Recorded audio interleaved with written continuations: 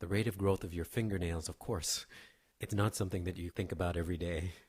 But the answers are so far apart, literally 1,000 times apart, that it should be fairly easy to identify an answer. I'm sure you may have your own way to do this, but for me, I would just take a random starting point and then convert it into something that I can imagine, which is over a period of 1 year. To get to meters per year, I need to get rid of the seconds. So we've already done dimensional analysis in past questions in this very booklet. So 60 seconds over a minute, 60 minutes over an hour, etc.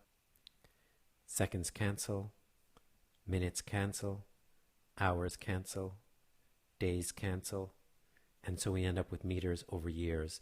That completes the dimensional analysis.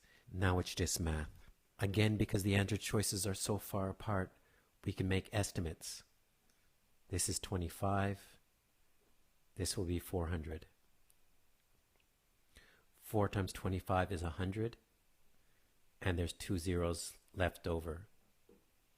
1, 2, 3 zeros gets rid of 10 to the minus 3. 60 times 60 plus 1 0 meters per year. So answer choice A is saying 36,000 meters per year, which is 36 kilometers.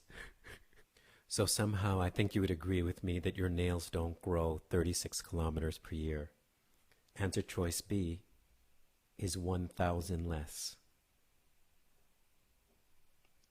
Again, this would be an extraordinary number for your nails to grow in 1 year. And then answer choice C is 1,000 less.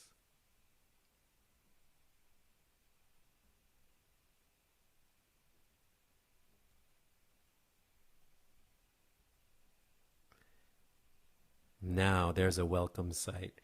3.6 centimeters. Think about all the times you cut your nails. Okay, well anyway, what was your choice going to be between 3.6 centimeters and 36 meters? And then D, well that's going to be 1,000th of this. So we're measuring in micrometers, which means you never cut your nails. So of course answer choice C is correct.